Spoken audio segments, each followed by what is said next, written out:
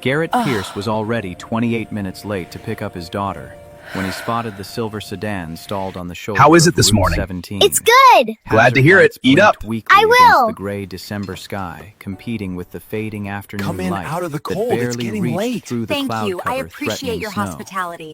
His phone buzzed for the sixth time. Mrs. Patterson from after school, care her patients wearing thin in the clipped messages he could read without looking. Ruby would be standing by the window with her backpack watching cars pull up that weren't his, trying not to look worried while the other kids got claimed one by one. The woman standing beside the open hood looked utterly lost, like someone who had never been lost before and possessed no framework for processing the experience. Her coat was cashmere expensive enough that Garrett recognized the quality even from 50 yards away, but far too thin for December in Ohio.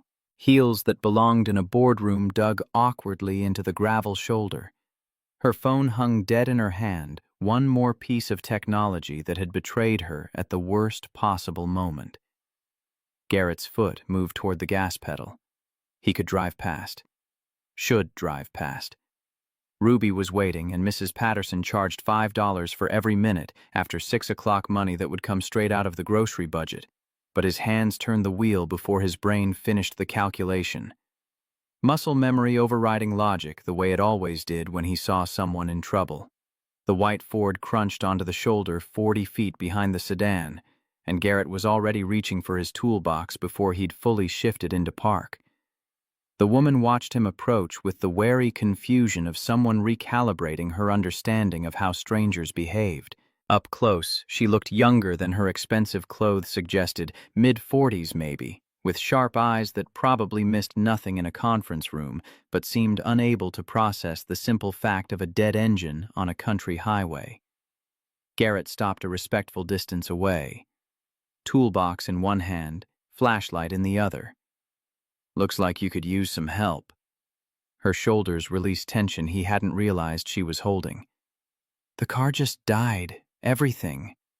The dashboard lit up like a Christmas tree, then nothing. He moved to the front of the sedan, already scanning for obvious problems. Serpentine belt, most likely. These models had a reputation for it, especially once they hit 80,000 miles. "When's the last time you had it serviced?" She blinked at the question. "I don't know. Someone handles that." Garrett didn't comment. He'd learned years ago that some people lived in a world where cars simply worked until they didn't, where mechanical objects existed in a binary state of functional or broken with no middle ground requiring maintenance. He pulled the hood prop into place and aimed his flashlight into the engine compartment. 12 minutes later, he had the serpentine belt reconnected and the battery terminal cleaned of the corrosion that had been cutting power intermittently for weeks. The work was straightforward, the kind of repair he could perform in his sleep. The belt hadn't snapped, just slipped off its track, probably from the worn tensioner pulley he could see but didn't mention, because replacing it would require parts and time this woman clearly didn't have to spare. "Try it now."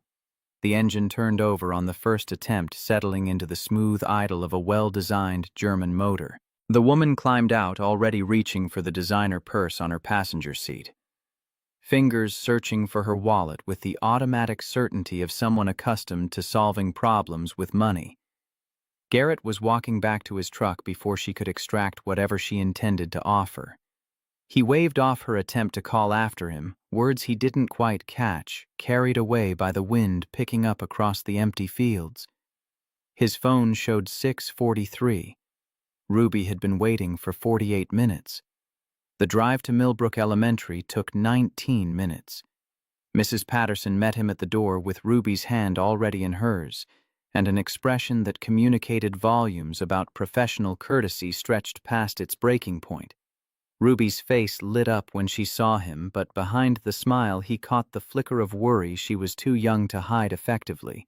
The question came before they'd cleared the parking lot. "Daddy, why did I have to wait so long?" Garrett's hands tightened on the steering wheel. "Someone needed help on the road." Ruby absorbed this in silence, staring out the window at the familiar streets of Millbrook passing in the early winter darkness. Then, in that serious voice she'd developed somewhere around her 6th birthday, "But I needed you too." The words landed like a physical weight in Garrett's chest. He wanted to explain about obligations that extended beyond immediate family, about the kind of person he was trying to be, about setting examples and living with integrity. Instead, he just drove because 7-year-olds shouldn't have to navigate the moral complexity of competing needs, and because he wasn't sure himself whether he'd made the right choice. The house on Maple Street had belonged to his parents before the bank took most of what they'd left behind. His father had built the back porch with his own hands the summer Garrett turned 12, teaching him how to measure twice and cut once, how to level a foundation, how to drive a nail straight without bending it. Those lessons had become the foundation of everything Garrett knew about work, about patience, about doing things right even when no one was watching. His mother had planted the rose bushes that still bloomed every June, despite years of neglect, and the vegetable garden that Garrett still tended every spring, because he couldn't bear to let it go completely wild. When the foreclosure notice came 3 months after she passed the cancer taking, first her strength, then her voice. Finally, everything else. Garrett had been living in a 1-bedroom apartment on the other side of town, trying to convince himself that houses were just buildings, and buildings didn't matter. He'd failed spectacularly at that particular exercise in detachment. He bought the place back 6 years ago at a county auction the same month Natalie walked out and never returned. He'd paid $12,000 over the minimum bid because 2 other people wanted it, and he couldn't stand the thought of strangers sleeping in his childhood bedroom, walking on floors his father had sanded by hand. The porch still sagged on the east side where his father had miscalculated the support beams. The furnace wheezed through every winter like an old man climbing stairs, but the mortgage was his, and that meant something in a town where most folks rented from landlords who lived 3 states away and never fixed anything that could be ignored. Garrett ran a mobile repair service out of his truck, a white Ford with 210,000 miles on the odometer, and a toolbox bolted to the bed that contained more value than the vehicle itself. He'd bought the tools one at a time over 15 years, each wrench and socket, and diagnostic scanner, representing a job well done, a problem solved, a customer satisfied enough to recommend him to someone else. He fixed what people couldn't afford to take to dealerships, which in this part of Ohio meant he fixed almost everything. The work was inconsistent. Some weeks he cleared enough to put money aside for Ruby's college fund, a savings account that grew so slowly it barely kept pace with inflation, but grew nonetheless. Other weeks dinner came from the food pantry at St. Michael's, and he told Ruby they were helping the church use up donations before they expired. She pretended to believe him. They both pretended she believed him, and there was a kind of love in that mutual fiction. Ruby was 7 now, small for her age, but fierce in ways that surprised everyone who met her. She had her mother's dark hair and her father's stubborn silence, that particular quietness that came from watching more than speaking. She'd stopped asking about Natalie 2 years ago, around the same time she started making her own breakfast, so Garrett could leave early for jobs. She knew which bills sat in the kitchen drawer and which ones her father paid first. She knew the truck needed new tires before winter, and that new tires cost more than Christmas. She knew that sometimes her father sat at the kitchen table after she went to bed, staring at columns of numbers that never quite added up the way they should. She didn't know how to help with any of that, so she helped in the ways she could. She kept her room clean without being asked. She did her homework at the kitchen table while Garrett cooked dinner. She never complained about the generic cereal or the clothes from the thrift store that smelled like someone else's fabric softener, no matter how many times they went through the wash. It was too much understanding for a 7-year-old, but she carried it anyway, because that was what you did when you loved someone. That evening, after Ruby had finished her math homework and brushed her teeth and climbed into bed with the stuffed elephant she'd had since she was 3, Garrett sat at the kitchen table with a mug of coffee that had gone cold an hour ago. The laptop was open to a tab he never closed, a web page for Ohio State's engineering program that he'd been accepted to 14 years ago with a full scholarship. He didn't know why he kept it open. Maybe as a reminder of roads not taken, or maybe as evidence that he'd once had potential beyond fixing alternators in grocery store parking lots. His phone buzzed. A text from a customer whose Honda needed brake work asking if Garrett could come by on Saturday. He typed back a confirmation, calculated the job would take 3 hours, estimated his take after parts at around $200. Enough to cover groceries and put 20 toward Ruby's fund. Not enough to replace the tires, but the tires could wait another month if he drove carefully. He closed the laptop and finished the cold coffee. Tomorrow he had 4 jobs lined up: a transmission fluid change, a battery replacement, a check engine light that was probably just a loose gas cap, and a timing belt that absolutely needed to be done before it snapped and destroyed the entire engine. Honest work. Necessary work. Work that didn't require explaining why he'd given up a scholarship to stay in Millbrook and watch his mother die while his marriage disintegrated around him. 40 miles away, Diane Sutton sat in a penthouse that occupied the entire top floor of a building she owned. The Cleveland skyline stretched beyond floor-to-ceiling windows, a glittering testament to human ambition rendered in steel and glass and electric light. But she wasn't looking at it. She was staring at her ceiling, unable to sleep for the first time in years, replaying the same 12 minutes over and over in her mind. Diane had built Sutton Freight Systems from a single refrigerated truck her father left her when a heart attack took him at 53. She'd been 22 years old, and everyone told her to sell the truck and move on with her life. Find a nice corporate job with benefits and a 401k. Instead, she drove that truck herself for 3 years, learning every route between Cleveland and Chicago, every way a vehicle could break down at 3 in the morning on a deserted highway, every trick for maximizing payload while staying under weight limits. She negotiated with Teamsters who'd been in the business longer than she'd been alive. She met with senators and union bosses and investors who looked at her like she was a child playing dress-up in her father's old office. She'd fired executives who cried and hired others who thought they could outmaneuver her. She slept 5 hours a night because sleep was inefficient, and she woke every morning knowing exactly who she was and what she wanted. Now she owned 4,800 vehicles spanning 25 states. She employed 23,500 people. Forbes estimated her net worth at $4.8 billion, though the actual number fluctuated daily based on market conditions she could influence but never fully control. She had everything anyone could want and nothing that actually mattered. And she couldn't stop thinking about the mechanic on Route 17. She'd been driving herself a rare occurrence that her security team hated, and her assistant had learned to accept with resigned sighs. The meeting in Columbus had run 3 hours late because the acquisition target couldn't make a decision, and by the time she escaped her patience, worn to nothing by men who confused caution with wisdom, she was too wound up to sit in the back of a town car pretending to answer emails. She wanted silence, the kind of silence you could only find on a 2-hour stretch of empty highway in the middle of nowhere where no one could reach her and no one expected anything from her. Then the sedan died without warning, the dashboard lighting up with errors her engineering degree couldn't decode without diagnostic equipment.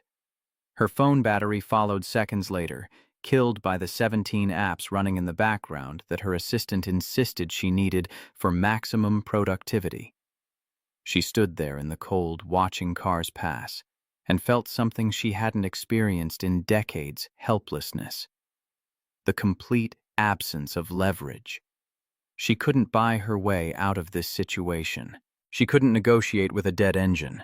The man in the white truck didn't slow down at first. She saw his brake lights flash, then release. Then they came on again, and he pulled to the shoulder, and a moment later he was walking toward her with a toolbox and a quiet competence that suggested he'd done this 1,000 times before. He didn't know her name, didn't recognize her face from the occasional business journal profile, didn't calculate net worth or social capital or what helping her might mean for his future opportunities. He just saw someone in trouble and stopped. She'd tried to pay him. He refused with a wave that dismissed the entire concept of transaction, said something about paying it forward that sounded sincere rather than performative, and walked back to his truck. He drove away before she could ask his name, before she could get his contact information, before she could process what had just happened.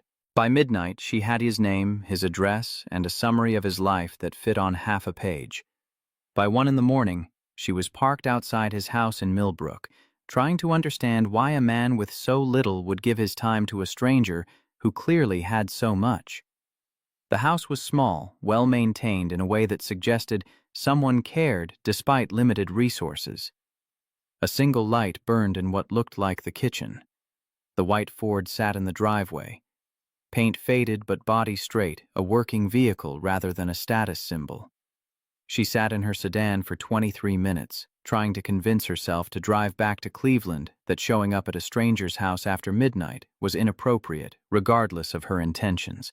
But something kept her in that driver's seat, some recognition that this moment mattered in ways she didn't fully understand. At 11:47, she got out of the car and walked to the front door. The knock echoed louder than she'd intended. She heard movement inside, saw light shift as someone approached. Then the door opened and the mechanic stood there in sweatpants and a faded shirt, his face showing no recognition, no calculation. Just polite confusion tinged with the wariness of a man answering his door close to midnight. She found her voice. "I'm the woman from the road. I wanted to thank you properly." He leaned against the doorframe, studying her with eyes that had probably seen every kind of human motivation and learned to parse sincerity from performance.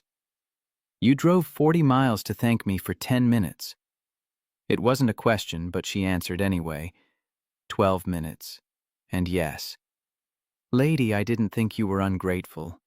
I thought you were cold and stressed and probably had somewhere more important to be, just like I had somewhere to be."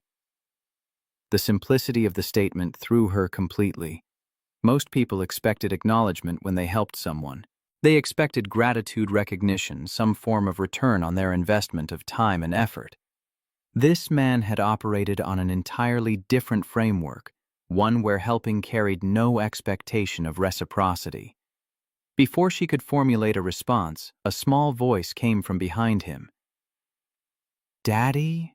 Who is that?" Garrett moved aside slightly, and a little girl appeared in the hallway. She wore pajamas covered in stars, her dark hair tangled from sleep, her eyes squinting against the porch light, but alert with the fierce protectiveness children develop when they sense their parent might need defending. She looked impossibly small and impossibly fierce, like a creature built entirely of determination and love.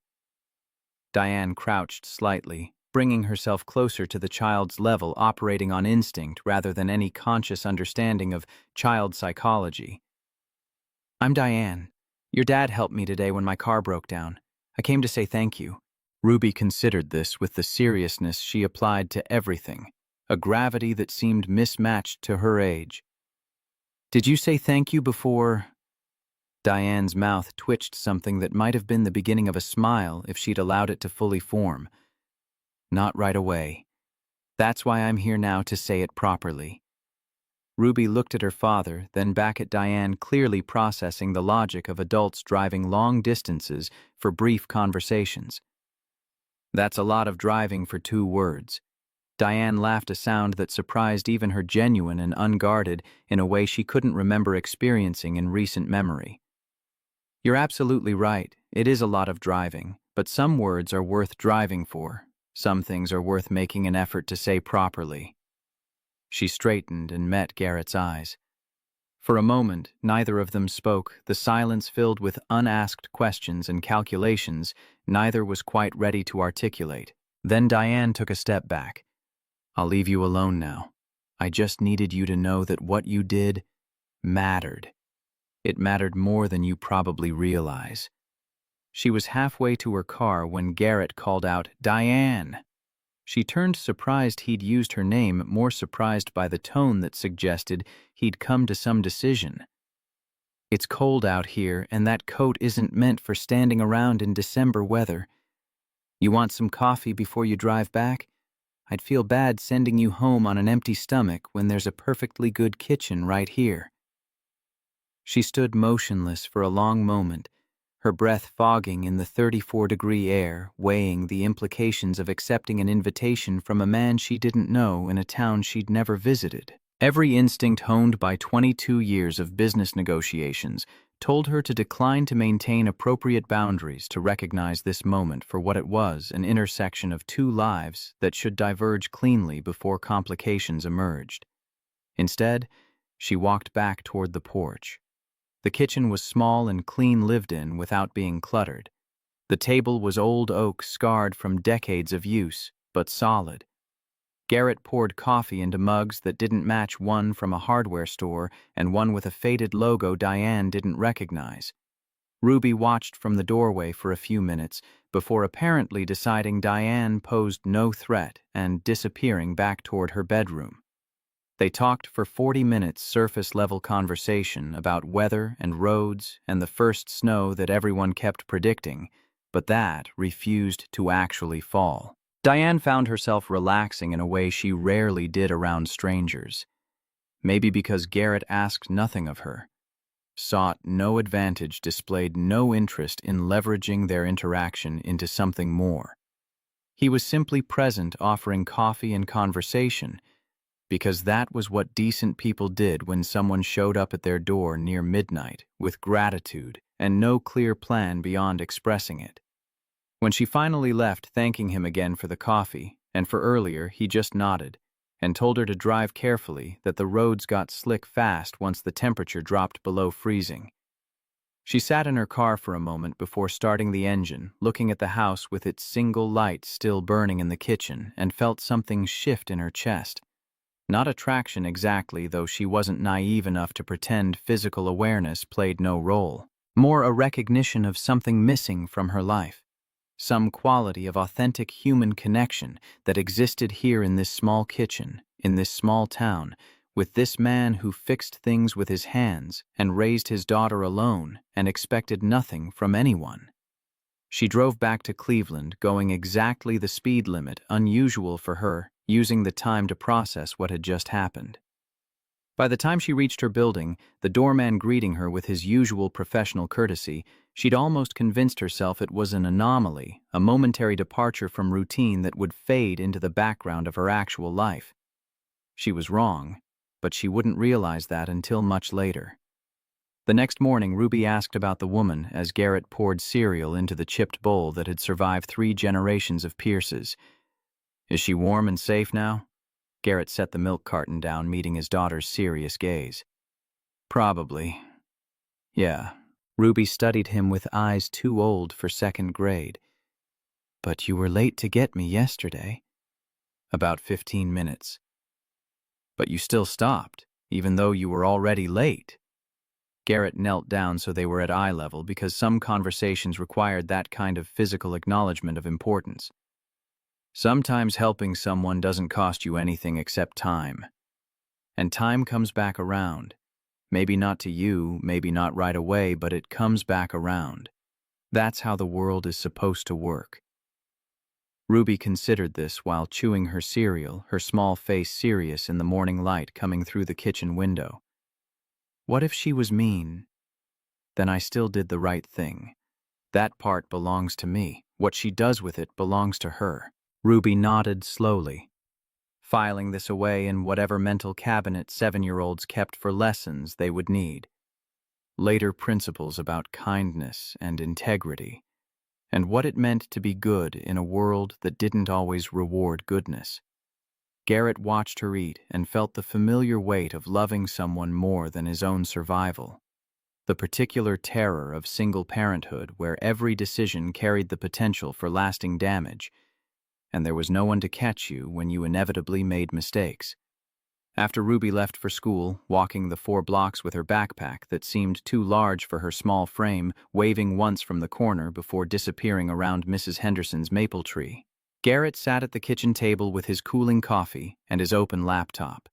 The Ohio State engineering page, still loaded, still showed the program he'd been accepted to with a full scholarship that would have covered tuition and books and housing. 14 years ago, a lifetime ago. Before his mother's diagnosis, before Natalie decided she'd had enough of competing with a dying woman for her husband's attention before Ruby arrived and made every other consideration irrelevant. He didn't regret the choices, or told himself he didn't, which amounted to the same thing most days. But sometimes in quiet moments like this, with the house empty and his workday not yet begun, he wondered what the alternate version of Garrett Pierce looked like. The one who'd gotten on that bus to Columbus, who'd spent 4 years studying mechanical engineering instead of learning it in parking lots and driveways, who'd graduated with a degree and job offers and a future that extended beyond the borders of Millbrook. That Garrett Pierce probably didn't know how to rebuild a carburetor with his eyes closed. Probably couldn't diagnose a failing water pump from the sound alone. Probably didn't have the daughter who looked at him like he'd hung the moon every time he fixed her bicycle, or explained why stars appeared to move across the sky, or listened to her stories about second-grade drama with the attention most people reserved for important business meetings. He closed the laptop. The first job of the day was a transmission fluid change on a Subaru whose owner couldn't afford the dealer's prices. Straightforward work that would take 90 minutes and earn him enough to buy groceries for the week. Honest work, important work even if no one would ever write articles about it or put his name on a building. 2 weeks passed. Garrett continued fixing cars in parking lots and driveways, continued helping Ruby with homework at the kitchen table. Continued the routines that structured their lives. He thought about the woman from the road, occasionally wondering if she'd made it back to wherever she came from, safely wondering if she thought about that night at all, or if it had already faded into the background noise of her much larger life. Then, on a Wednesday evening, while he was making mac and cheese from a box, and Ruby was coloring at the table, his phone rang. Unknown number. He almost didn't answer. Telemarketers had been aggressive lately, and he had no patience for people trying to sell him things he couldn't afford and didn't need. But something made him pick up. A woman's voice, professional and warm. "Mr. Pierce, this is Margaret from Sutton Freight Systems. Ms. Sutton asked me to reach out to you. She'd like to invite you to visit our headquarters in Cleveland. She mentioned gratitude, a formal acknowledgement, and the possibility of discussing your future. Would you be available for a visit?" Garrett stood very still, spatula in hand, trying to process what he was hearing. Ruby looked up from her coloring, sensing something significant in his posture. Margaret continued. "Ms. Sutton was quite insistent that I convey this was a genuine invitation with no strings attached. She simply wanted to thank you properly and show you what we do. Would next Tuesday work for you?" He found his voice. "Can I think about it?" "Of course. This number will reach me directly. Have a good evening, Mr. Pierce." He set the phone down. Ruby was watching him with that intense focus she turned on things she didn't understand, but knew mattered. "Who was that?" "Someone from the woman's company. The woman whose car I fixed. She wants me to visit." Ruby went back to her coloring, but her next words carried the particular wisdom children sometimes deployed without fully understanding their impact. "Maybe you should find out what she wants." "Why?" Ruby didn't look up, just kept coloring carefully inside the lines. "Because you always tell me not to close doors before seeing what's on the other side." Garrett stared at his 7-year-old daughter, who had just used his own advice against him, with perfect logic. He felt proud and manipulated and amused all at once. He called Margaret back before he could talk himself out of it. Word. Count 4, 847. Checks. No recaps of future parts. No reused sentences. US-only scenes.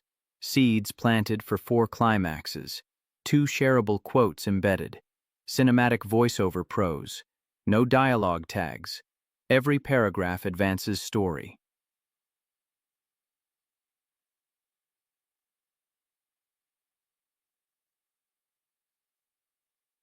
Tuesday arrived cold and clear.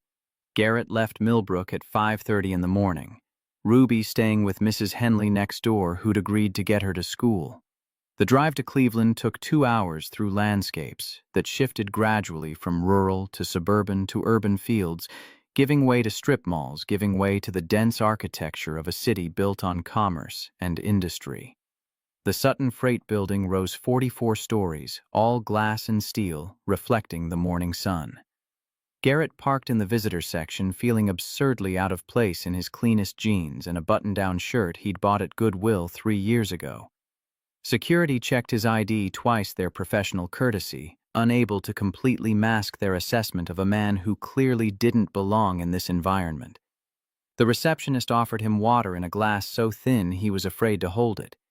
He sat in a waiting area that probably cost more than he made in 5 years, and waited. When Diane emerged from an elevator at exactly 9 o'clock, she wore a charcoal suit that probably cost more than his truck. But her smile seemed genuine, and she walked toward him without the entourage he'd half expected, just a woman approaching across a marble floor that amplified every footstep into a declaration of purpose. "Thank you for coming. I know this isn't your usual environment." Garrett stood feeling every inch of the distance between his world and hers. "Nothing about the last 3 weeks has been usual." She laughed, a quick sound that suggested she understood exactly what he meant. "Fair point. Come on, let me show you what we do here." They walked through hallways lined with photographs spanning decades, trucks and drivers, warehouses and loading docks, the visual history of a company built from a single vehicle into something that touched millions of lives. People stepped aside when Diane passed, phones lowered mid-conversation, a deference that seemed automatic and absolute. Garrett had never seen anything like it, the way an entire building rearranged itself around one person's presence. They reached a conference room with windows overlooking Lake Erie, stretching toward the horizon. A man in a perfectly tailored suit was already seated at the long table. He didn't stand when they entered, just watched Garrett with eyes that calculated and dismissed in a single motion. Diane's voice carried a note of warning Garrett couldn't quite decode. "This is Blake Drummond, my chief operating officer. Blake, this is Garrett Pierce." Blake's handshake was brief and evaluating, designed to establish dominance through grip strength and release timing. "The mechanic." The way he said it landed somewhere between a question and an insult. Garrett felt his jaw tighten but said nothing. There was no point engaging with someone who'd already decided what they thought of you, based on occupation and appearance. Diane moved to the head of the table, ignoring the tension or choosing not to acknowledge it. "I asked Garrett here because I wanted to thank him properly for his help and because I wanted to show him what we've built. Sometimes it's useful to have fresh eyes on things, perspectives from outside our usual circles." Blake's eyebrows rose fractionally. "Show him." "Yes, show him. Garrett helped me when he had no reason to and asked nothing in return. I think the least we can do is extend some hospitality and give him a sense of what his kindness meant in a larger context." The tour was elaborate, clearly designed to impress visitors with scale and efficiency. Garrett nodded at appropriate moments, asked occasional questions that revealed more mechanical knowledge than Blake seemed to expect, tried to ignore the COO's barely concealed hostility that radiated like heat from asphalt in summer. But he noticed things they probably wished he wouldn't notice. The drivers in the break room who wouldn't make eye contact with management. The mechanics in the maintenance bay working in a space half the size of his garage at home, surrounded by expensive diagnostic equipment, but lacking basic ventilation or proper lighting. The break room where vending machines charged $3.25 for a can of Coke. He noticed the way people moved around Diane, a combination of respect and fear and careful calculation that seemed exhausting for everyone involved, including Diane herself, though she probably didn't realize it anymore. Near the end of the tour, they passed through a maintenance bay where a young technician was struggling with a fleet vehicle. Garrett paused, watching the young man Danny, according to his name badge, remove the same bolt 3 times in a row, each attempt more frustrated than the last. The torque setting was wrong. Garrett could see it from 15 feet away, the way Danny's wrench kept slipping at the exact same point of resistance. "The torque setting's wrong." Everyone stopped. Blake looked annoyed. Diane looked curious. Danny looked up with the expression of someone caught failing at a task that should have been simple. Garrett walked over, took the torque wrench from Danny's hand, and adjusted the setting by not looking at the gauge, just knowing from 15 years of experience what 75 foot-pounds should feel like when you set the tool. Try it now. The bolt came out clean on the first attempt. Danny stared at the wrench like Garrett had performed magic, like he'd violated some fundamental law of physics, rather than simply correcting a common mistake. Your torque spec sheet is probably out of date. This model year switched to a different fastener midway through production March of that year specifically. Easy mistake if no one updated the documentation. The bolt looks the same, but the threads are finer, require different settings. Danny nodded, something like hope entering his expression. Thanks. No one told us about that change. Garrett handed back the wrench. No one ever does. You just have to learn it the hard way, or find someone who already has. He returned to the group. Blake's expression had hardened into something that looked almost like hostility, as if Garrett's competence represented a personal threat. Diane's eyes suggested she was cataloging everything she saw, processing implications Garrett couldn't begin to guess. That evening, after Garrett had driven home and eaten dinner with Ruby and helped her with math homework that involved fractions he had to look up to remember how to solve properly, Blake sat across from Diane in her corner office and made his case. He's a liability waiting to happen. A random mechanic shows up out of nowhere, ingratiates himself, and suddenly you're treating him like a consultant, showing him operations, introducing him to staff. It's irregular, Diane. I'm treating him like a person who helped me without expecting anything in return. That's rare.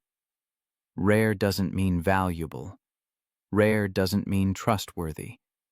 Diane looked out at the city lights at the empire she'd built over 22 years of 18-hour days and calculated risks in relationships that served strategic purposes rather than human needs.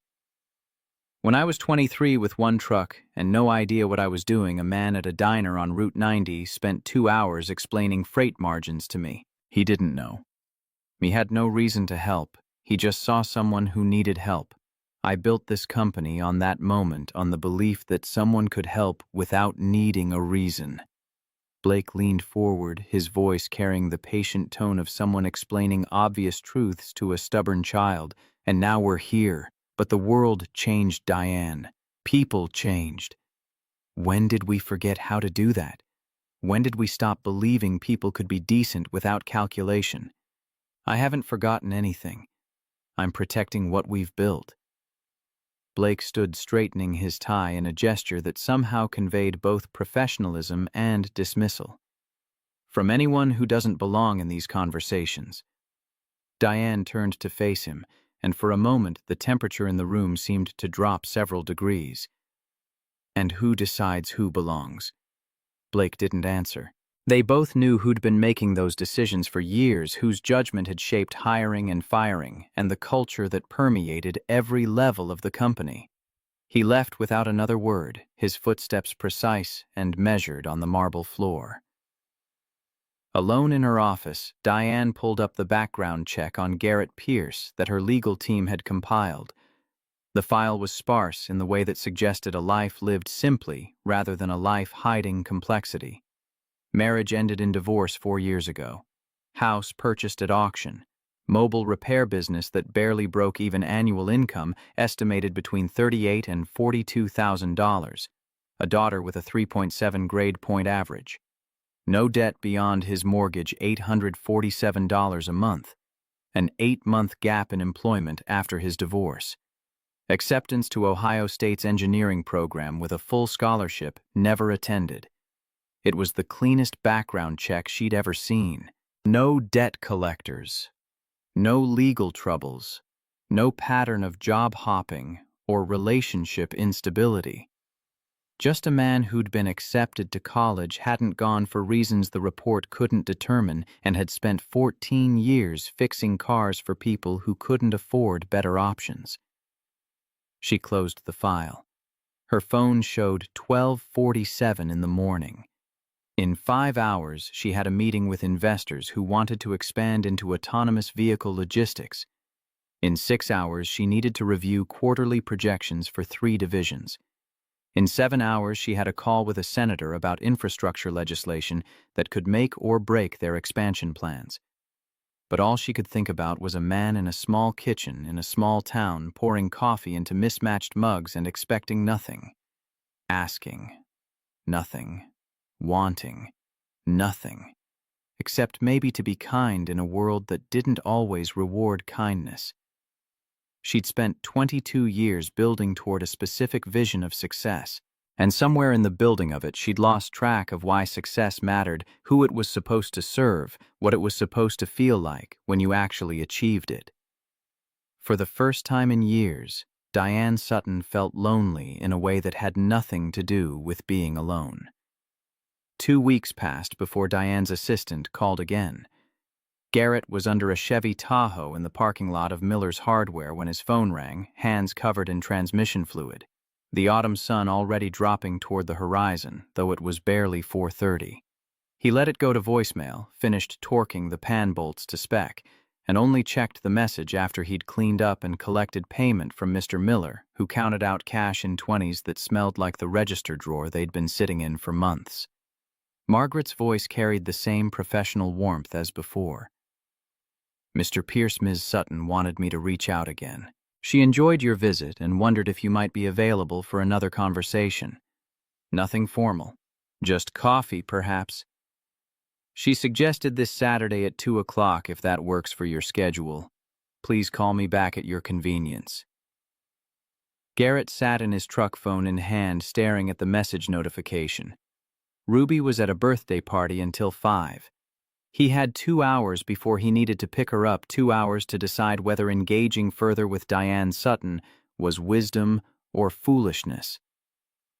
The visit to Cleveland had been interesting in an anthropological way, like touring a museum exhibit about how the other half lived. But it had also left him unsettled, aware of distances that couldn't be bridged by good intentions or mutual curiosity. He called Margaret back. The coffee meeting was scheduled for Grounds Coffee House in Millbrook neutral territory. That surprised him because he'd assumed Diane would suggest somewhere in Cleveland. But apparently she was driving to him a gesture that felt significant in ways he couldn't quite articulate. Ruby had opinions about the meeting delivered while Garrett made grilled cheese sandwiches for dinner that night. Are you going to be friends with her? The question was straightforward in the way only children could manage, cutting through complexity to reach the simple core of human interaction. I don't know. Maybe. We're pretty different. Ruby considered this while chewing her expression thoughtful. Mrs. Patterson says different people can be friends if they're nice to each other. Mrs. Patterson is a wise woman. She also says you can tell a lot about people by how they treat people who can't do anything for them. Garrett paused mid-bite, wondering where a 7-year-old had absorbed that particular piece of wisdom, and whether Ruby understood she'd just delivered a fairly sophisticated analysis of social dynamics. That's true, and the Lady Diane, she's been nice. Ruby nodded, satisfied with this assessment, and returned her attention to her sandwich. But Garrett sat with the observation longer, turning it over in his mind.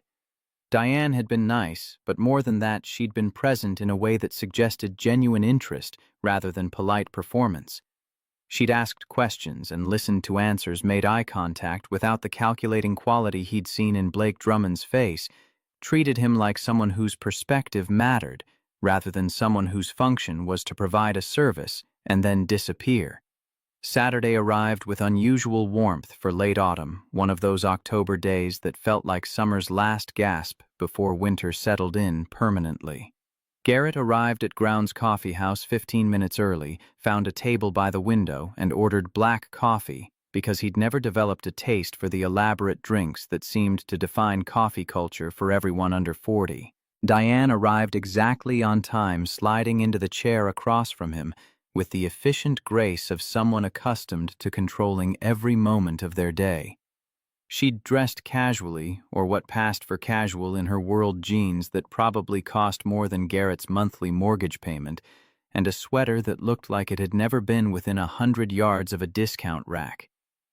"Thank you for meeting me. I know weekends are precious when you have a daughter." Garrett wrapped his hands around his mug, appreciating the simple warmth. "Ruby's at soccer practice. I've got 2 hours before I need to collect her." They talked for 20 minutes about nothing consequential weather and town gossip, and whether Millbrook's high school football team had any chance of making the playoffs. Surface conversation that served the function of establishing comfort building toward whatever Diane had actually come to say. Finally, she set her cup down, met his eyes directly. "I need to ask you something, and I'd appreciate an honest answer, even if you think it's not what I want to hear." Garrett nodded, waiting. "When you stopped on Route 17 when you helped me, what were you thinking? Not what you think you should have been thinking, but what actually went through your mind." He took his time answering, trying to reconstruct a moment that felt both recent and impossibly distant. "I thought about my daughter waiting for me. I thought about how much being late was going to cost. I thought about how I should just drive past because I had a legitimate excuse and no one could blame me for prioritizing my own kid. But you stopped anyway. I stopped anyway, because I couldn't live with myself if I didn't. Because that's not who I want to be, and more importantly, it's not who I want Ruby to see me being." Diane absorbed this in silence, her expression unreadable. Then, "Do you ever resent it? The stopping, the helping, the doing the right thing when it costs you something?" The question struck closer to truth than was comfortable. "Sometimes. Yeah. Sometimes I'm tired and broke and stretched too thin, and I think about how much easier life would be if I just looked after my own and let everyone else figure out their own problems. But you don't. But I don't. Because once you start making exceptions, deciding which strangers deserve help and which don't, you've already lost something. You've made yourself smaller." Diane's fingers traced the rim of her cup, a nervous gesture that seemed out of character. "I've spent 22 years making myself bigger, building bigger, earning, more controlling, more. And somewhere in all that expansion, I think I made myself smaller in exactly the way you're describing." The confession hung between them, vulnerable in a way that probably didn't come easily to someone who'd built an empire on projecting unshakable confidence. Garrett found himself leaning forward, drawn into the conversation, despite his earlier reservations about getting involved with someone whose life intersected his only through random circumstance. "Why are you telling me this? Because you're the first person in years who's looked at me and seen something other than what I own or control or can do for them. Because when I drove away from your house that night, I felt something I haven't felt in so long I almost didn't recognize it." She paused, seeming to wrestle with the next words. "I felt seen. Actually seen. Not assessed or evaluated or measured for potential utility. Just seen as a person having a hard moment who needed help." Garrett didn't know what to say to that. The intensity of her honesty felt like a gift he hadn't earned and wasn't sure he wanted. But underneath the discomfort ran something else. Recognition, maybe, or the acknowledgement that loneliness took many forms and lived in penthouses as easily as in small houses with sagging porches. "I'm not special, Diane. I fixed your car and made you coffee. That's not profound, it's just basic human decency." That's exactly my point. Basic human decency has become so rare in my world that experiencing it felt revolutionary. She laughed, but the sound carried no humor. "Do you know how depressing that is? To realize I've built a life where simple kindness is so absent that when I encounter it, I don't know how to process it." Before Garrett could respond, his phone buzzed. Ruby's coach asking if he could pick her up 20 minutes early because the field was needed for another group. He texted back a confirmation, then looked at Diane. "I need to go get Ruby." "Of course." She stood reaching for her purse, then hesitated. Would it be okay if I came with you? I'd like to meet her properly when I'm not appearing on your doorstep at midnight. The request surprised him, but he found himself nodding. They took separate vehicles to the soccer field, Garrett's truck following Diane's sedan through streets that probably looked quaint to her, but just looked familiar to him. Ruby was waiting by the fence, grass-stained and sweaty and grinning with the uncomplicated joy of a child who'd just spent 90 minutes running and kicking and not worrying about anything more complex than which way the ball was supposed to go. She spotted her father's truck and started running toward it, then stopped short when she noticed the woman standing next to him. Recognition crossed her face, the lady from the door, the midnight visitor now appearing in full daylight in normal clothes. "Hi, Ruby. I'm Diane. Your dad and I were having coffee and I wanted to say hello to you properly this time." Ruby studied her with that unnerving directness children possessed before social conditioning taught them to moderate their stares. "You look different in the daytime." Diane laughed, genuine amusement lighting her features. "I imagine I do. It's much easier to look presentable when I'm not showing up unannounced at midnight." "Did your car break again?" "No. I just wanted to talk to your dad. We're becoming friends, I think." Ruby looked at Garrett for confirmation. He nodded, feeling oddly like he needed his daughter's permission for this friendship that was forming despite all reasonable objections. Ruby seemed to consider the situation, weighing factors only she understood, then delivered her verdict with a shrug. "Okay. Are you staying for dinner?" The invitation came from Ruby, but Garrett found himself seconding it before he could think through the implications. Diane looked surprised, pleased, uncertain, all three emotions flickering across her face in rapid succession, before she settled on acceptance. Dinner was spaghetti from a box with sauce from a jar, garlic bread from the freezer, salad from a bag, the kind of meal that took 20 minutes to prepare and apologized for none of its shortcuts. They ate at the kitchen table that had hosted 3 generations of Pierces, and Diane fit into the scene with an ease that surprised Garrett. She asked Ruby about school and soccer and her favorite subjects, listened to lengthy explanations about the social dynamics of second grade with the attention most adults reserved for board meetings. After dinner, Ruby disappeared to do homework while Garrett and Diane cleared the table. She insisted on helping with dishes, rolling up her sleeves to reveal a watch that probably cost more than his truck, but washing plates with the competence of someone who hadn't always had staff to handle such tasks. "This is nice." She handed him a clean plate to dry. "I can't remember the last time I did something this normal. Dishes, family dinner, conversation that isn't transactional, being in a space where no one wants anything from me except maybe to pass the salt." Garrett filed the clean plates in the cabinet, considering his next words carefully. "Can I ask you something?" "Of course." "Why are you really here? Not just today, but all of it, the midnight visit, the coffee, the dinner. What are you looking for?" Diane's hands stilled in the soapy water. She stared out the window above the sink at the backyard where Garrett's mother's garden had once flourished and now grew whatever had the will to survive neglect. "I don't know exactly. Connection, maybe. Evidence that there's a different way to live than the way I've been living. Permission to want something other than what I've spent 2 decades building." That's a lot of weight to put on a stranger's dinner table. "I know, I'm sorry.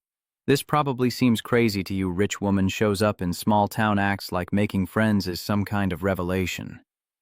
Garrett dried the last dish, folded the towel, turned to face her. "It doesn't seem crazy. Lonely, maybe, but not crazy."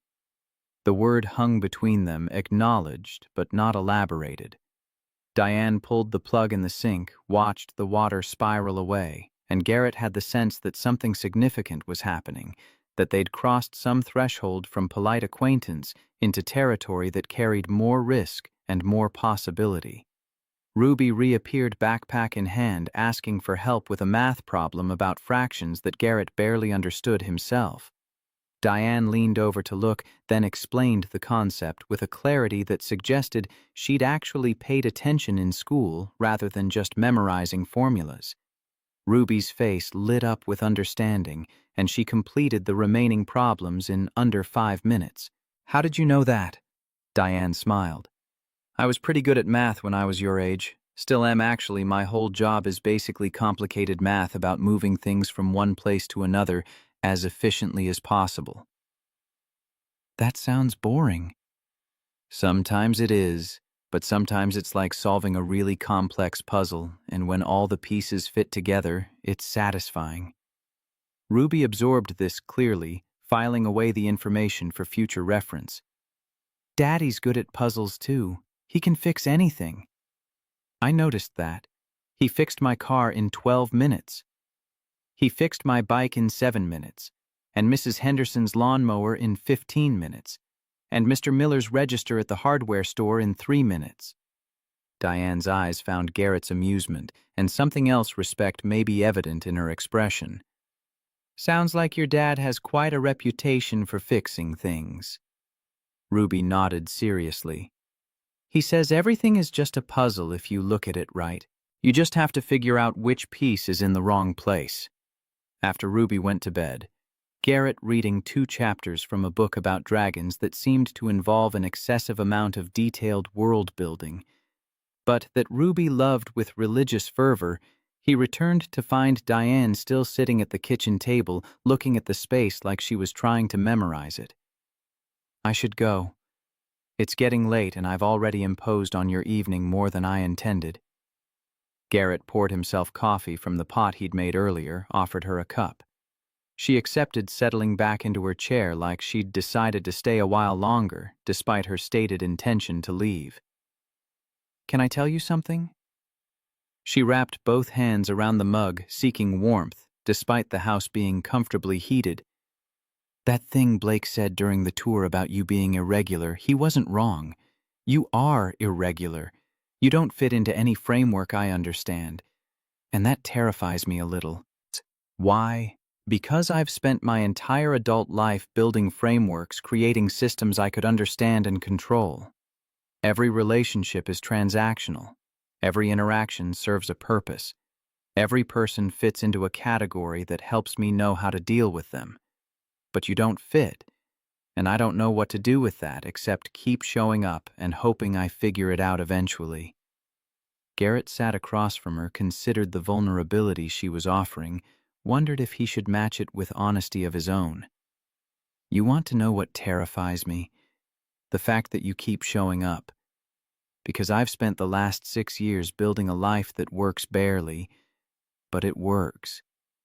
It's small and limited and probably not what I imagined when I was 22 with a scholarship and a future. But it's mine, and more importantly, it's stable for Ruby. And you showing up threatens that stability because you represent possibility I can't afford to consider." "What kind of possibility?" "The kind where I start thinking maybe this is enough. Maybe I could want more. Maybe there's room in our life for someone who doesn't fit any framework I understand either." The confession cost him more than he'd expected. He wasn't practiced at articulating feelings, preferred action over words, had spent most of his adult life focused on immediate problems rather than abstract wants. But Diane's honesty seemed to demand reciprocity, created a space where pretending not to feel things would be its own form of dishonesty. She didn't respond immediately, just held his gaze across the table that had witnessed generations of Pierce family conversations. Then, "I need to tell you something. Blake is going to come after you." The shift in topic was jarring. "What?" "He sees you as a threat to his position, to the order he's maintained for years. He's going to try to undermine you, maybe investigate your background, look for leverage to convince me you're not what you appear to be." Garrett felt something cold settle in his chest. "I haven't done anything wrong." "I know, but Blake doesn't need you to have done anything wrong. He just needs to create enough doubt, raise enough questions. He's very good at it. So why are you warning me? Because I need you to understand what you're walking into if you keep engaging with me. This isn't just coffee and dinner and 2 people figuring out an unlikely friendship. There are stakes you didn't choose, consequences that extend beyond your control." Garrett stood paced to the window. stared out at darkness punctuated by the streetlight on the corner. Why are you doing this? You have a company to run a life that works in Cleveland. Why complicate everything by dragging some mechanic from Millbrook into your world? Diane joined him at the window, standing close enough that he could smell whatever subtle perfume she wore. Because I've been dragging myself through that life for 22 years, and I'm so tired, Garrett. I'm tired of calculating every interaction, tired of seeing everyone as either an asset or a liability, tired of going to bed every night in a penthouse that cost more than most people's houses and feeling completely alone. Her voice carried exhaustion that probably had nothing to do with the hour. Garrett recognized the particular weariness that came from maintaining appearances while everything underneath slowly crumbled. He'd felt it during the 8 months after Natalie left, when he was trying to keep Ruby's world stable, while his own fell apart in ways he couldn't explain to a 3-year-old. I can't fix your loneliness, Diane. I can barely manage my own. I'm not asking you to fix it. I'm asking you to let me exist in your space for a while, to remember what it feels like to be around someone who isn't trying to get something from me. The request was simple and impossibly complex. Garrett wanted to say yes, wanted to offer the uncomplicated friendship she seemed to need, but he wasn't naive enough to believe anything involving Diane Sutton would remain uncomplicated for long. Okay, but on one condition. She turned to face him, waiting. You have to be honest with me. About what's happening with Blake, about why you keep coming back, about what you actually want from this. I don't do games, and I don't have the energy for people who say one thing and mean another. Deal. She extended her hand for a shake, and he took it. Feeling the firm grip of someone accustomed to sealing agreements with physical contact. But instead of releasing immediately, she held on for a moment longer, her expression shifting to something softer. Thank you, Garrett, for dinner, for honesty, for not asking me to be anyone other than who I am right now. After she left, driving back to Cleveland in darkness, taillights disappearing around the corner, Garrett stood on his porch and wondered what he'd just agreed to. Ruby appeared in the doorway behind him, supposed to be asleep, but clearly awake and aware. Is she nice, Daddy? He turned to find his daughter studying him with that unnerving perception children possessed. Yeah, Bug. She's nice. Good. You should have nice friends.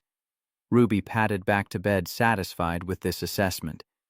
Garrett remained on the porch, breathing cold air that carried the first hints of winter, and tried to convince himself he hadn't just made a catastrophic mistake. 3 days later, a manila envelope arrived at Garrett's house via courier. Inside was a background check on Garrett Pierce, professional and thorough, the kind of document that cost money and required connections to compile. A sticky note attached read, "Thought you should see what Blake is circulating. Nothing damaging, but he's looking. D." Garrett read through the file with growing discomfort. His divorce from Natalie, documented in clinical language about irreconcilable differences and custody arrangements. His 8-month gap in employment explained as unclear, possibly depression related to marital dissolution. His Ohio State acceptance and decision not to attend, marked as further investigation needed, full scholarship, declined without explanation, suggests possible addiction or criminal history not yet discovered. The last notation made him laugh, a bitter sound that held no humor. Blake was manufacturing mysteries where none existed, creating space for suspicion about a life that was simply small rather than secretly problematic. But the envelope served its intended purpose, making clear that engaging with Diane carried consequences that extended beyond their personal relationship. He called her that evening after Ruby was asleep. Got your package. I'm sorry, I wanted you to know what you're dealing with. He's really reaching with that addiction theory. Blake always reaches. It's how he operates. Throw enough suspicion at something and eventually people start believing there must be smoke behind all that manufactured fire. Garrett sat at his kitchen table, the background check spread before him like evidence in a trial where he was defendant without having committed any crime. Do you believe there's smoke? No. I believe you're exactly what you appear to be, a decent man doing his best with limited resources. But I also believe Blake will keep digging until he finds something or creates something that serves his purpose, which is protecting his position, maintaining the status quo, making sure I don't start getting ideas about changing how we operate because change threatens people who benefit from things staying exactly as they are. Garrett heard something in her voice, an edge that suggested this conversation was about more than just Blake's investigation. You're thinking about changing things. I'm thinking about a lot of things. The maintenance bay with inadequate ventilation. The break room that charges drivers $3 for a soda they can buy for 50 cents anywhere else. The way people look when they see me coming, like they're bracing for evaluation rather than interaction. That's a big lift. Everything I've ever done has been a big lift. Started with one truck and built it into an empire. This is just lifting in a different direction. Garrett traced the edge of the background check with one finger, considering the implications of what she was saying. And Blake will fight you on it. Blake will fight me on anything that threatens his carefully constructed world. But I'm tired of letting his comfort dictate my choices. They talked for another 20 minutes, conversation ranging from the practical challenges of corporate reform to the small details of their respective days. Diane told him about a board meeting where she'd had to defend a decision to hire more maintenance staff, framing it as efficiency improvement rather than employee welfare because her board responded better to profit language. Garrett told her about a 1987 Buick that had defeated him for 3 hours until he'd finally discovered the problem was a corroded ground wire no diagnostic tool could identify. As the conversation wound down, Diane's voice shifted to something quieter, more uncertain. Can I ask you something? Go ahead. Do you ever wonder if you made the wrong choices? Not in a way that means you'd change them, but just wondering what the other version of your life looks like. The question cut closer to thoughts Garrett rarely let himself fully examine. All the time. I wonder what engineer Garrett is doing right now, probably living in Columbus, working for some firm, making real money, taking vacations. But then Ruby calls me daddy, and I can't imagine any version of my life where she doesn't exist exactly as she is. That's beautiful. It's just the truth. I made choices, some forced and some deliberate, and they added up to this life. And this life is small and hard and limited in ways that probably look sad to someone with your resources. But it's mine. Diane was quiet for a long moment. When she spoke again, her voice carried a weight that suggested more than casual curiosity. What if I told you I'm thinking about making different choices, not giving up the company, but fundamentally changing how it operates, what it prioritizes, who it serves? I'd say that sounds like the kind of choice that costs you everything. That's what I'm afraid of. Fear isn't always wrong. Sometimes it's your brain giving you accurate information about risks. And sometimes it's just fear keeping you locked in place when you should be moving forward. Garrett couldn't argue with that. Logic had lived enough life to know that sometimes the scariest choices were the necessary ones. What do you need from me in all this? Honestly, I don't know yet. Maybe just someone who reminds me there's a different way to exist than the way I've been existing. Someone who measures success by whether their daughter is happy rather than whether their quarterly projections exceeded expectations. After they hung up, Garrett sat in the dark kitchen and thought about choices and consequences, and the strange way lives intersected. A month ago, he'd been driving home late, worried about being late to pick up Ruby, and he'd stopped for a stranger because that was what decent people did. Now that stranger was becoming something more, not quite friend, not exactly ally, but someone whose presence in his life was starting to feel less accidental and more inevitable. He went to bed but didn't sleep well. Dreams full of corporate offices and broken-down cars and Ruby asking questions he couldn't answer. When morning came, he was tired but clear-headed, certain of one thing. Whatever was happening with Diane Sutton wasn't finished yet. It was barely beginning. The board meeting was scheduled for Thursday morning at 9. Diane spent the previous 3 weeks drafting a proposal to restructure driver welfare maintenance standards and community investment programs. The document ran 47 pages backed by data from competitors who'd invested in employee welfare and seen retention rates climb by 35 to 50%.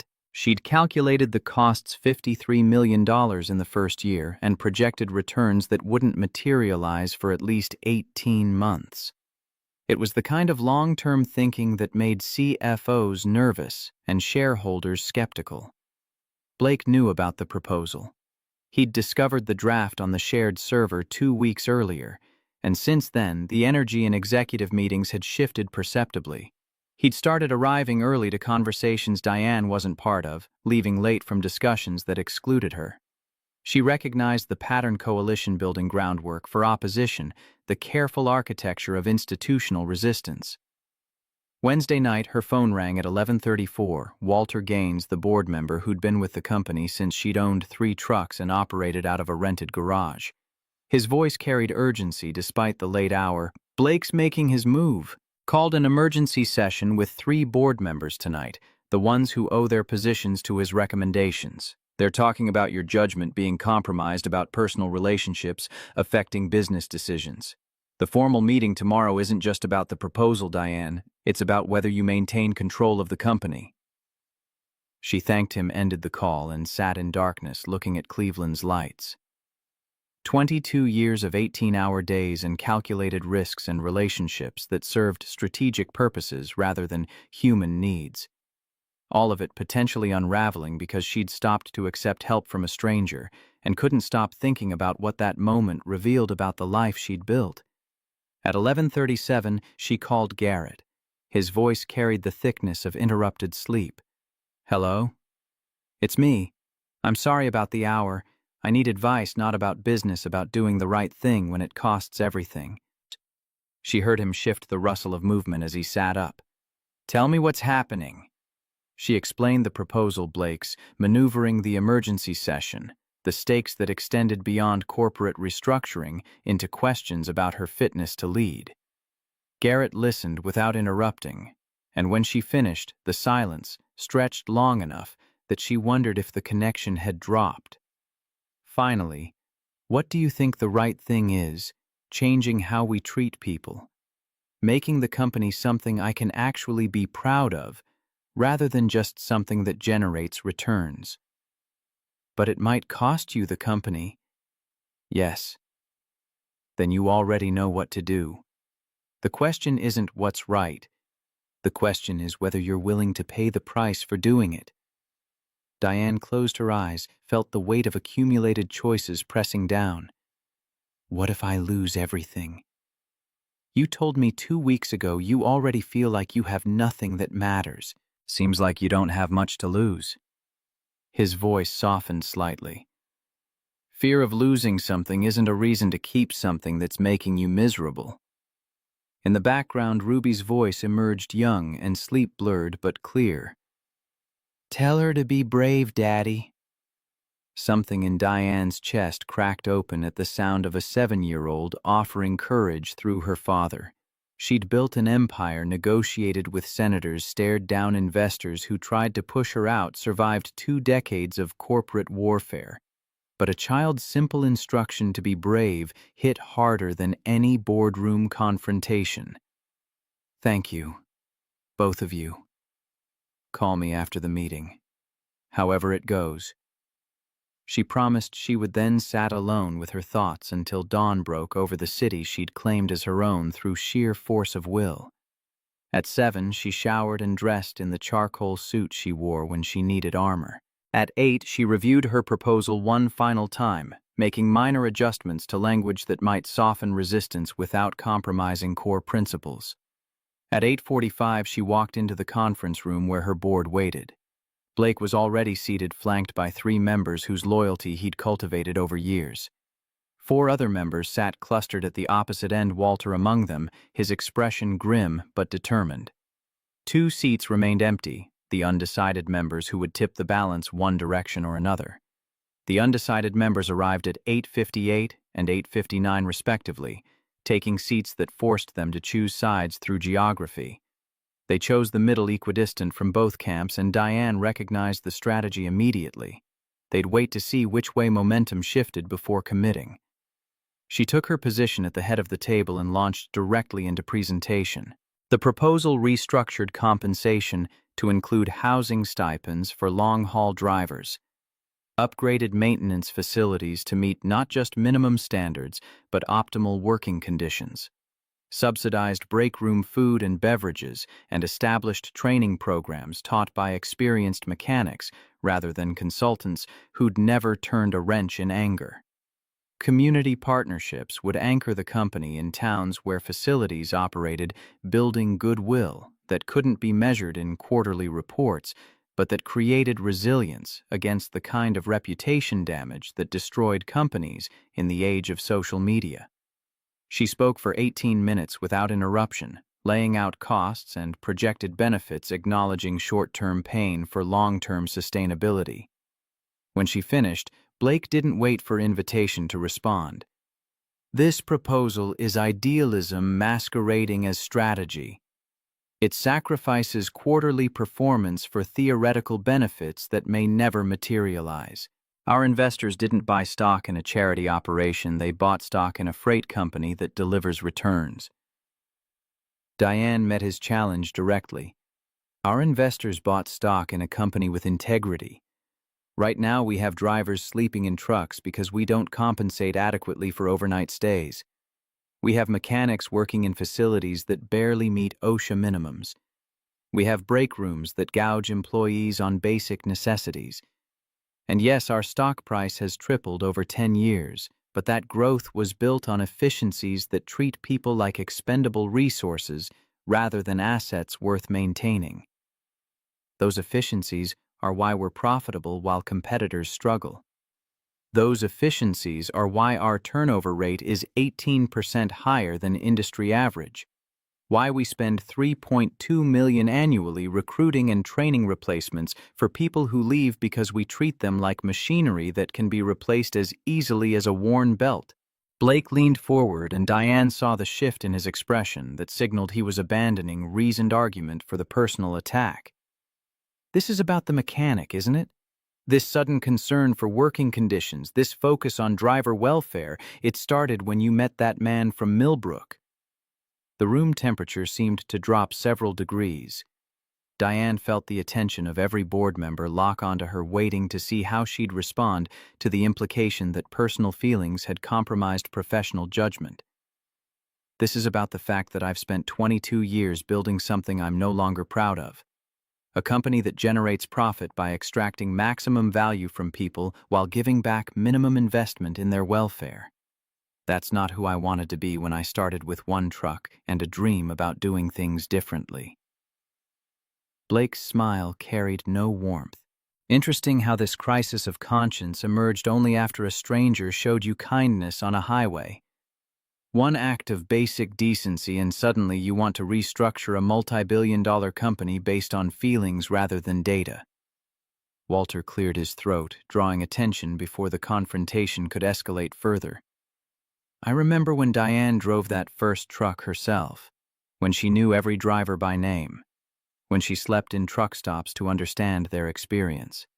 This proposal sounds like that Diane, the one who built this company on the principle that taking care of people wasn't charity, it was good business. One of the undecided members, Margaret Holloway, former CFO of a regional carrier, spoke for the first time. But what about shareholder value? How do we justify $53 million in first-year costs when returns won't materialize for 18 months, minimum? Diane had anticipated this question, had spent 3 weeks building the answer. I am a major shareholder. I hold 38% of company stock. And I'm voting yes on this proposal because I believe treating people well isn't just ethically correct, it's strategically sound. Lower turnover means lower recruiting costs.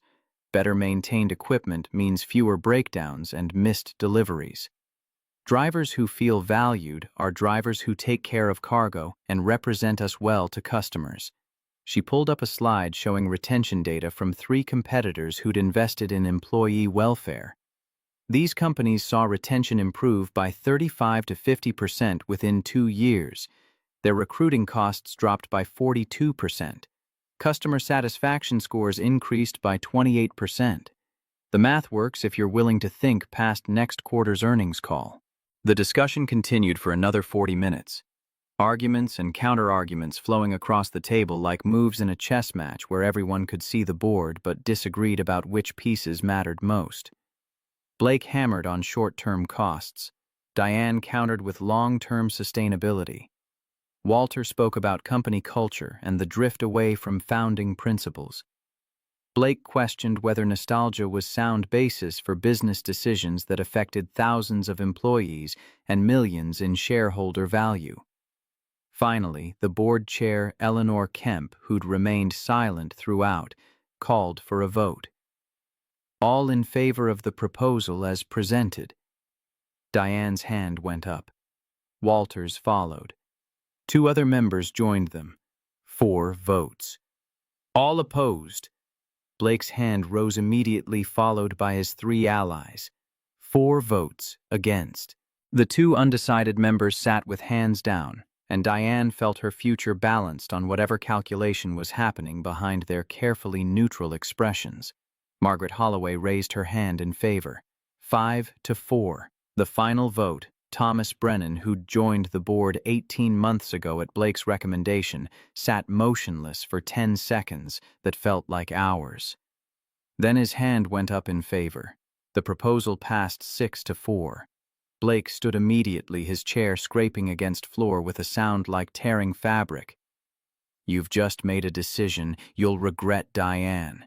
This company will suffer for your misplaced compassion, and when it does, the board will remember who advocated for this disaster." He walked out without another word.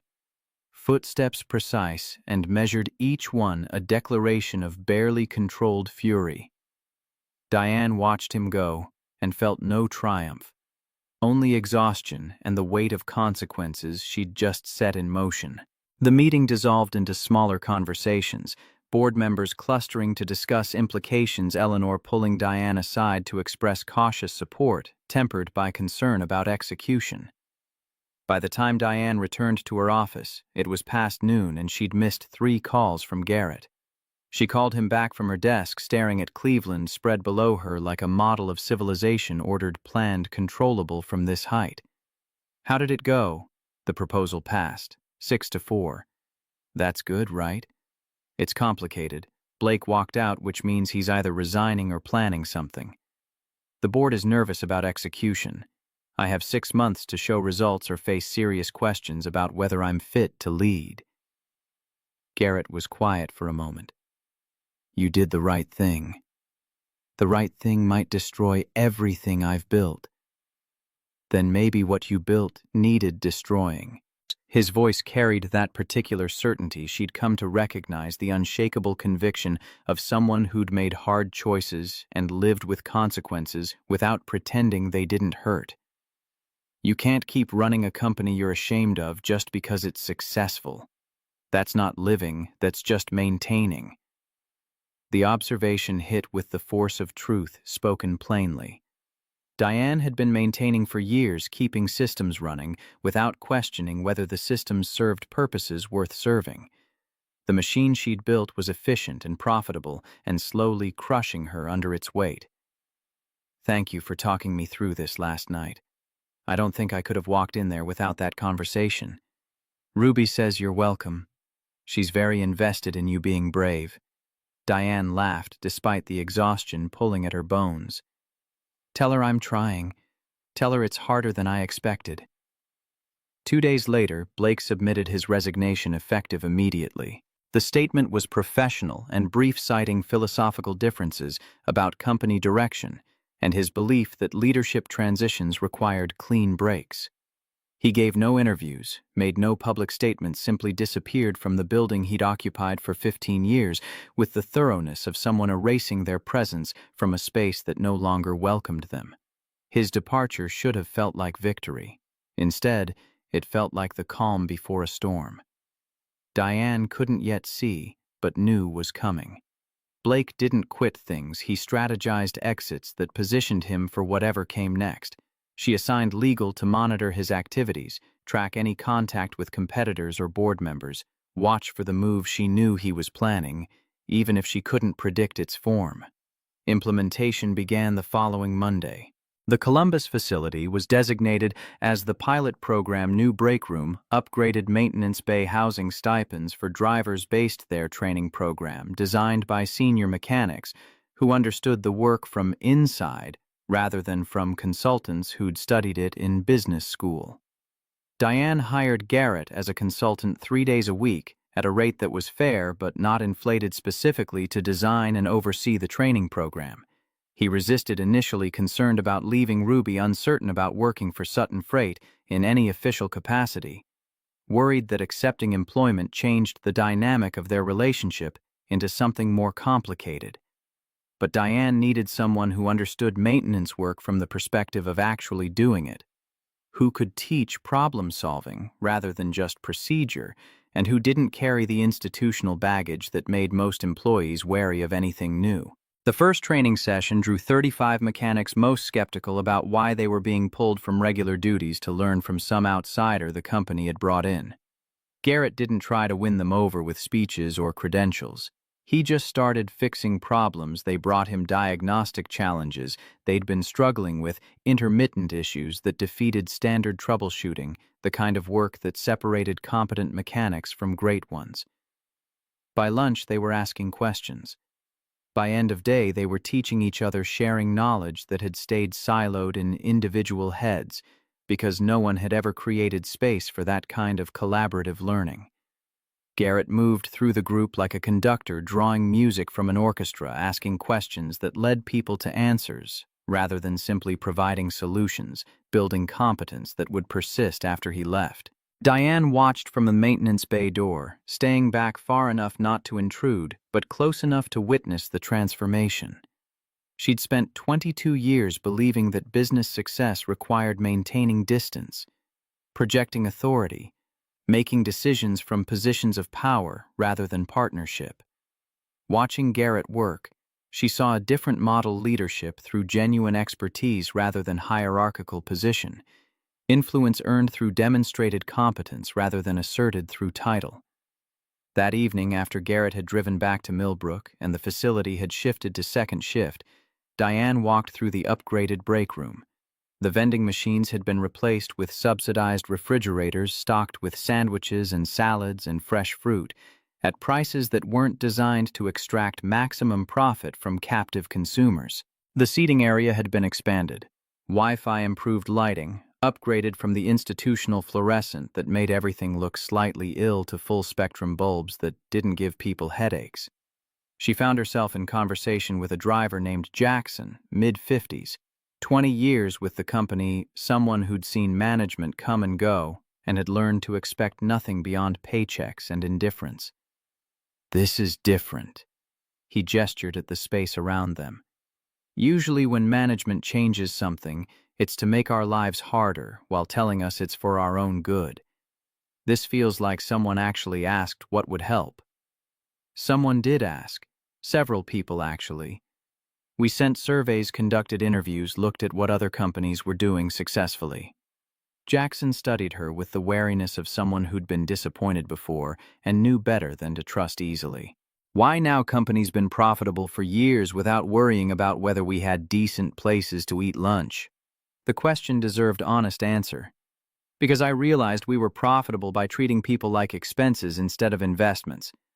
And I stopped being able to look at myself in the mirror while running a company built on that foundation." That's unusually honest for a CEO. "I'm trying something new. Being honest about what we've been and what we need to become. It's harder than I expected." Jackson laughed, the sound carrying more understanding than mockery. "Change usually is, especially when you're trying to change something that's been working, at least for some people." She left the facility feeling cautiously hopeful, a sensation so unfamiliar she almost didn't recognize it. But hope proved fragile in the face of operational reality. The first week showed promising signs. Morale improved, mechanics responded to training, drivers expressed appreciation for upgraded facilities. But production numbers dropped 11% as workers adjusted to new equipment and processes, as training took people off regular duties, as the entire system recalibrated around different priorities. The second week was worse. Production down 15%, costs running higher than projected, middle management panicking, because their performance metrics were tied to output numbers that were tanking, while they implemented changes they hadn't asked for and didn't fully understand. Regional managers started calling headquarters, demanding explanations, pushing back against directives that disrupted quarterly targets they were responsible for meeting. By the third week, Diane was fielding calls from concerned board members who'd voted in favor but were getting nervous about the gap between projections and reality. Margaret Holloway showed up at her office unannounced, carrying a folder full of concerning data. "I supported this proposal because I believed in the logic. But the numbers aren't supporting the logic yet, and people are getting anxious. You need to show some kind of improvement soon, or the board is going to start questioning whether this was viable strategy or expensive mistake." Diane studied the data, production curves, declining costs, accelerating projected break-even date, sliding further into future with each week that passed. The numbers told a story that was objectively concerning if you didn't have context for why change required disruption before improvement. The pilot program needs 3 months minimum to show results. We're 3 weeks in. Judging success this early is like deciding a marathon after the first mile. Margaret's expression softened with something that might have been sympathy. "I understand that intellectually, but boards don't operate on intellectual understanding when money is being spent without immediate return. They operate on fear of losses and protection of shareholder value. You have maybe 6 more weeks before calls for reversal become too loud to ignore." After Margaret left, Diane sat alone in her office until Cleveland's lights blurred into abstract patterns of illumination against darkness. She'd known implementation would be difficult, had prepared for resistance and setbacks, but knowing abstractly that change was hard differed vastly from living through the concrete reality of systems rebelling against transformation, people pushing back because different felt threatening, even when same was slowly killing them. Her phone buzzed. Garrett checking in after his training session. "How are you holding up?" The question was simple, but the answer was complex enough that she didn't know where to start. "Honestly, I'm terrified. Production is down, costs are up. The board is getting nervous, and I'm starting to wonder if Blake was right about me letting personal feelings cloud business judgment." "Do you believe the changes are right?" "Yes. But believing something is right doesn't make it less expensive or less disruptive or less likely to destroy everything I've built." "Then keep going. Or don't. But don't quit because it's hard. Quit if you stop believing it matters. Those are different things." His voice carried the steady certainty that had become familiar over the past 2 months. "You're not trying to make small adjustments to a system that works. You're trying to fundamentally change how the company operates. That doesn't happen smoothly or quickly." Diane pressed her forehead against the cold glass of her window, watching her breath fog the surface. "When does doubt become wisdom? When do you look at failing numbers and admit maybe you were wrong? When the numbers fail for the right reasons. Your numbers are failing because you're retraining people, upgrading equipment, implementing new systems. That's not the same as numbers failing because the strategy was flawed." She wanted to believe him, wanted to trust that short-term disruption would yield long-term improvement. But belief felt increasingly fragile against the weight of accumulating evidence that maybe transformation cost more than she'd calculated, demanded more than she could sustain. After the call ended, she pulled up the data one more time, looking for any sign of movement in the right direction. Driver retention at the pilot facility had improved slightly, 3%. Not the dramatic shift she'd hoped for, but movement nonetheless. Mechanics reported higher satisfaction with working conditions, though satisfaction didn't translate directly to productivity yet. Customer feedback from the Columbus region showed marginal improvement in delivery times and cargo condition. Small gains. Incremental progress. Nothing that would satisfy a board demanding proof that $53 million was investment rather than waste. She went home to her penthouse and couldn't sleep lying in darkness while her mind cataloged every possible failure mode, every way this could end with her removed from the company she'd built publicly, discredited for choosing compassion over profit. At 3 in the morning, she gave up on sleep and drove to the Columbus facility, needing to see the changes in person rather than filtered through data and reports. The maintenance bay was quiet at that hour, just a few mechanics working graveyard shift servicing vehicles that couldn't afford downtime during business hours. She walked through the upgraded space-proper ventilation, removing the thick smell of exhaust and chemicals that used to hang in the air, LED lighting that didn't give people headaches after 8 hours workstations designed for ergonomics rather than maximum density. One of the mechanics noticed her, a woman in her 30s named Rodriguez, who'd been with the company 6 years. "Can't sleep either." "Something like that. How's the new space treating you?" Rodriguez set down her wrench, wiping hands on a rag that was already thoroughly stained. "Honestly, it's weird. Good weird, but weird. Like someone actually thought about what would make the work better instead of just what would make the work faster." "Is it working? Are you able to do your job better? Ask me again in 3 months. Right now everything is different, which means everything is slower while we figure out new systems. But yeah, I think once we adjust, this will be better. Being able to breathe properly is a pretty significant improvement." Diane thanked her and continued walking, finding herself in the driver's lounge that used to be a grim space where people killed time between runs. Now it was bright and clean, with actual comfortable seating and subsidized food that didn't come from machines designed to extract maximum profit. A driver was sleeping on one of the couches using a rolled-up jacket as a pillow, and Diane felt a rush of anger at herself for not noticing sooner how her company had failed basic obligations to human dignity. She drove back to Cleveland as dawn broke, traffic beginning to build on highways that never fully slept. By the time she reached her office, she'd made a decision that was either brave or foolish. Probably both. She called Eleanor Kemp, directly bypassing the usual channels that would have scheduled this conversation for some future date when it could be managed and controlled. "I need to address the board next week. Full presentation on pilot program status, including all the difficult data about production declines and cost overruns. I need them to see what we're building rather than just what we're spending." Eleanor was silent for long enough that Diane wondered if the connection had failed. Then, "That's a bold move. The data doesn't tell a compelling story yet."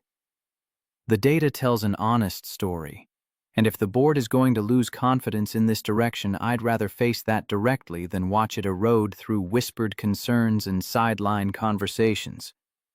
"All right, I'll schedule it, but Diane, go into this prepared for the possibility that honesty isn't enough. Sometimes people need comfort more than they need truth." The next week unfolded in a blur of preparation. Diane compiled every piece of data from the Columbus facility, good and bad, building a presentation that didn't hide costs or minimize disruption, but that contextualized short-term pain against long-term vision. She brought in testimonials from drivers and mechanics, survey data showing improved morale, customer feedback indicating marginal service improvements. Garrett spent Wednesday evening in her office reviewing the presentation, pushing her to make the human element more central than the financial justification. "You're still talking," their language returns, "on investment, projected timelines, efficiency metrics. But what changed your mind wasn't an ROI calculation. It was standing in that maintenance bay and seeing people work in conditions you wouldn't tolerate for yourself." The board responds to data, not feelings. The board responds to stories wrapped in data. Give them the numbers, but make them see actual people affected by actual choices. Otherwise, you're just debating abstractions, and abstractions are easy to dismiss when they're expensive. She revised the presentation based on his feedback, weaving in human stories that made costs concrete rather than theoretical. Thursday morning arrived cold and clear, one of those November days where winter announced its intention without fully committing. The board assembled at 9, all faces showing varying degrees of skepticism and concern. Diane took her position and launched directly into honest assessment. Production was down 17% at the pilot facility. Costs were running 23% over initial projections, and the timeline to break even had extended from 18 months to 24. She didn't minimize the numbers or excuse the overruns. She presented them as the price of fundamental transformation, the cost of choosing to be a different kind of company than they'd been for 22 years. Then she pivoted to changes that weren't captured in production metrics. Driver retention at Columbus had improved by 12% over 3 months. Not dramatic, but meaningful when each retained driver saved $8,000 to $12,000 in recruiting and training costs. Mechanics reported a 47% increase in job satisfaction. Customer complaints about damaged cargo had dropped by 19% in the Columbus region.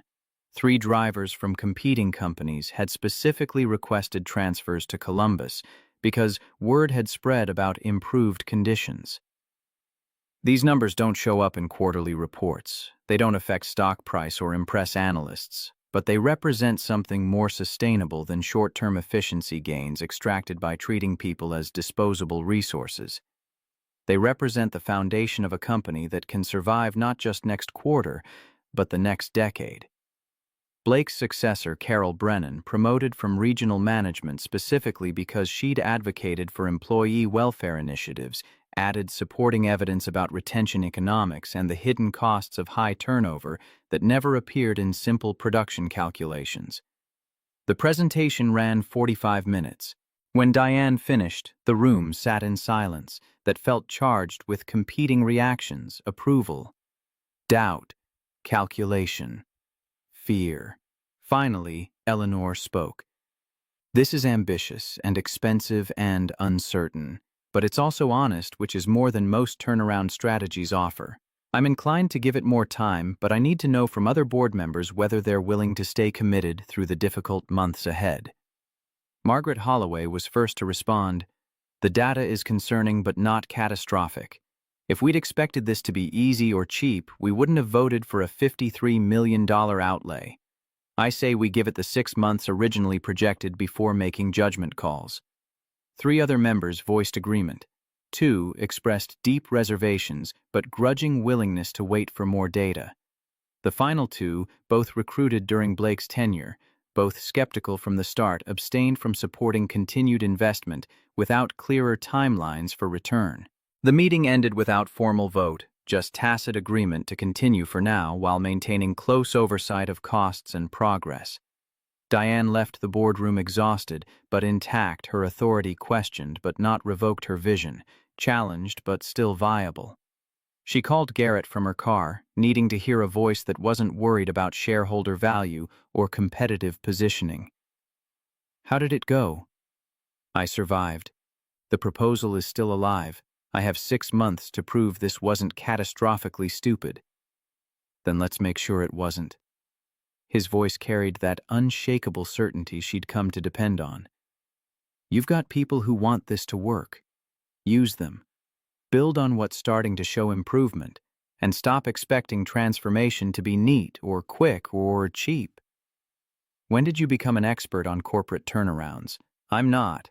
But I am an expert on fixing things that seem impossible until you break them down into manageable problems. Your company isn't one big problem.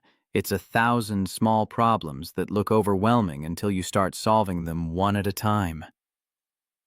After they hung up, Diane sat in her car and watched Cleveland move through its afternoon rhythms. People and vehicles and the constant motion of a city that never fully paused. She'd spent 22 years building toward a specific vision of success. And now she was trying to build toward something different. Not bigger necessarily, but better in ways that didn't show up in stock prices or quarterly reports. It was terrifying. It was necessary. It was the only way forward that didn't require her to keep pretending the life she'd built was the life she actually wanted.